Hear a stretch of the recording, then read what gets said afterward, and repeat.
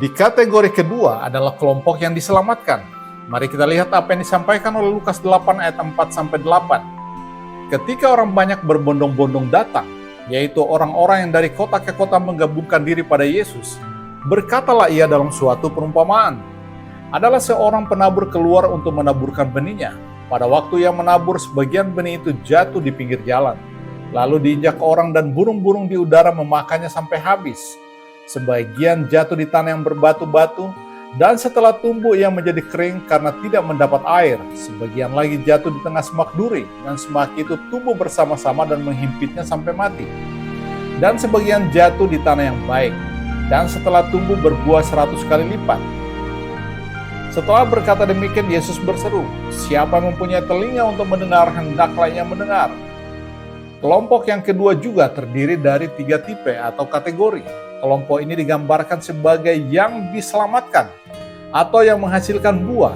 Ada yang 30 kali, 60, dan 100 kali lipat dari jumlah yang ditaburkan. Di sini kita melihat adanya suatu keseimbangan yang sempurna di dalam perumpamaan ini antara mereka yang tidak diselamatkan dengan yang diselamatkan. Di kelompok yang kedua ini, sekalipun mereka menghasilkan buah, tetapi terdapat perbedaan. Perbedaan itu terletak dalam hal kualitas. Benih yang ditabur sama, akan tetapi benih yang sama memberikan hasil yang berbeda sesuai dengan tingkat kesuburan tanahnya. Firman Allah yang kita dengar sama dengan yang didengar oleh John Wesley, pendiri gerakan Metodis di Inggris, sama seperti yang didengar oleh John Sung, Agustinus, John Whitefield. Namun mengapa kita tidak menjadi seperti John Wesley, John Sung, atau hamba-hamba Tuhan lainnya? Mereka membaca Alkitab yang sama dengan yang kita baca.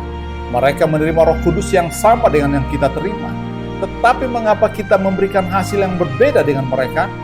Apa yang menimbulkan perbedaan ini? Perbedaannya terletak pada kualitas tanahnya, kualitas tanggapan kita terhadap Allah. Anda cukup membaca tulisan orang-orang seperti John Sung dan Wesley untuk memahami kualitas tanggapan mereka. Perbedaan kesuburan tanah, kualitas hati, itulah yang menjadi persoalannya. Dengan demikian kita dapat memahami mengapa mereka mengalami kuasa Allah yang bekerja melalui mereka dengan kekuatan yang begitu besar. Seharusnya hal ini menjadi tantangan bagi kita semua.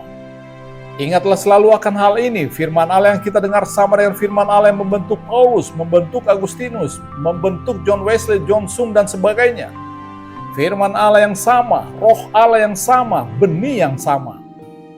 Yang satu menghasilkan 100 kali lipat dan yang lainnya hanya 30 kali lipat. Tentunya ini bukan salah firman Allah, bukan juga kesalahan roh Allah, sehingga kita tidak dapat menjadi seperti mereka. Sekarang yang menjadi pertanyaan adalah orang Kristen macam apakah kita ini? Apakah kita ingin menjalani kehidupan bersama Allah tanpa menghasilkan apa-apa? Kita akan membahas hal itu ketika kita berbicara tentang masalah keselamatan. Yaitu bahwa jika kita tidak menghasilkan buah, maka tidak akan ada keselamatan bagi Anda. Kita melihat di Yohanes 15 ayat 6 bahwa setiap cabang yang tidak menghasilkan buah akan dipotong dan dibuang ke dalam api. Walaupun Anda sudah menjadi cabang, Anda akan tetap dipotong dan akan dicampakkan ke dalam api. Sekalipun Anda tidak ingin dipotong, Anda akan tetap dipotong. Sekarang pertimbangkanlah hal ini. Tanyakanlah di hadapan Allah dengan jujur, jenis tanah seperti apakah hati saya ini? Dan seberapa jauh tanggapan saya? Dan jangan mengira bahwa dengan berkata, "Baiklah, saya akan mengejar yang 30 kali lipat saja," maka itu berarti bahwa Anda tidak meninggikan diri. Itu sama sekali bukan sikap merendah. Anda justru sedang menghambat kuasa Allah yang bekerja melalui Anda. Benih yang seharusnya dapat menghasilkan 100 kali lipat Anda hambat hingga tinggal 30 kali lipat saja hasilnya. Alasan apakah yang akan Anda berikan nanti di hadapan pengadilan Allah? Jadi baiklah kita berdoa supaya Allah dapat memakai kita sepenuhnya. Supaya kehendak Allah dapat dilakukan sepenuhnya di dalam hidup kita tanpa hambatan sama sekali. Katakan, "Tuhan, inilah saya dengan segala kelemahan saya, dengan segala keterbatasan dan kegagalan saya. Biarlah kuasa yang daripadamu saja dan bukan kekuatan saya yang bekerja selanjutnya. Pakailah hidup saya sepenuhnya, genapilah kehendak-Mu. Hindarkanlah saya dari kecenderungan untuk menghalangi kuasa firman-Mu. Untuk dapat berbuah kuncinya adalah ketahanan menghadapi penderitaan." Sebenarnya apa yang menjadi perbedaan utama dari kedua kelompok ini? Apakah yang membedakan mereka yang selamat dan yang tidak dapat bertahan? Mereka yang bertumbuh semakin kuat secara rohani dengan yang tidak menghasilkan apa-apa, bahkan sampai kepada mereka yang akhirnya murtad. Inilah hal yang ingin saya ulas sampai ke dasarnya.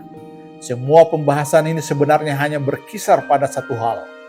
Apakah Anda memahami arti penderitaan? Dan apakah Anda bersedia menanggungnya? Itulah hal yang akan memberi perbedaan. Saat ini mungkin Anda belum memahaminya, akan tetapi saya ingin agar Anda merenungkannya sejenak.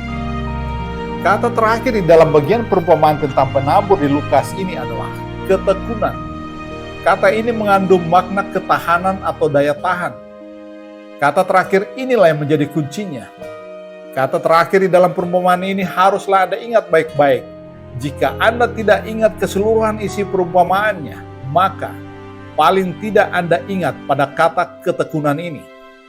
Kata ini menunjukkan bahwa Anda tidak duduk diam sambil menunggu sesuatu terjadi. Kata ini menunjukkan suatu daya tahan di dalam menjalani penderitaan. Kita tidak perlu membuang waktu memikirkan tipe pertama yang tidak diselamatkan karena mereka memang tidak mau menerima firman Allah. Akan tetapi kita perlu memperhatikan tipe kedua dan ketiga, yakni tanah berbatu-batu dan tanah semak duri. Mereka adalah orang-orang yang menerima firman Allah, yang telah menjadi orang percaya, namun hanya sebentar saja dan kemudian murtad. Mengapa mereka ambruk? Karena tidak tahan menghadapi tekanan. Mereka menjadi orang Kristen mungkin karena beberapa pengajar yang berkhotbah seperti ini. Jika Anda datang kepada Yesus, maka Anda akan memperoleh damai sejahtera dan sukacita. Mereka menawarkan manisan. Siapa yang tidak suka manisan? Dan memang demikian. Seringkali pekebaran Injil berlangsung seperti obrolan permen. Cara Yesus mengabarkan Injil sangat jauh berbeda. Ia menyatakan bahwa menjadi orang Kristen bukanlah perkara gampang. Anda harus bertahan menghadapi tekanan. Anda harus melewati banyak tekanan. Injil secara terang-terangan menyebutkan hal ini. Rasul Paulus saat mengabarkan Injil tidak pernah mengobrolnya seperti permen. Lihat saja Kisah Rasul 14 ayat 22. Apa yang terbaca di sana? Untuk masuk ke dalam kerajaan Allah, kita harus mengalami banyak sengsara. Itulah pernyataan dari Injil. Satu hal yang harus kita ingat bahwa kesukaran pasti menimpa orang Kristen. Anda ingin memasuki kerajaan Allah? Ingatlah ini baik-baik. Anda harus melewati banyak sengsara. Saya berterima kasih kepada Allah yang membawa saya kepada para pengajar yang jujur akan hal ini. Saya muak melihat para pengkhotbah yang mengobrol kerajaan Allah seperti barang murahan. Kemudian ketika segala sesuatu bermasalah, Anda bertanya, "Hei, apa yang terjadi dengan saya? Mengapa muncul banyak masalah justru sesudah saya menjadi Kristen?" Tepat sekali. Ketika Anda menjadi Kristen, Anda akan mendapati bahwa segala sesuatu di dunia ini mulai menjauhi Anda. Segala sesuatu mulai menjadi masalah. Dan begitu Anda akan tahu bahwa Anda sudah menjadi Kristen. Begitulah caranya untuk mengetahui apakah Anda sesungguhnya orang Kristen atau bukan. Jika Anda menyangka bahwa segala sesuatunya akan menjadi indah buat Anda, maka Anda masih belum memahami persoalannya. Untuk masuk ke dalam kerajaan Allah, kata Paulus, kita harus mengalami banyak sengsara. Yohanes 8 ayat 31-32. Jika kamu tetap dalam firman-Ku, kamu benar-benar adalah murid-Ku, dan kamu akan mengetahui kebenaran, dan kebenaran itu akan memerdekakan kamu.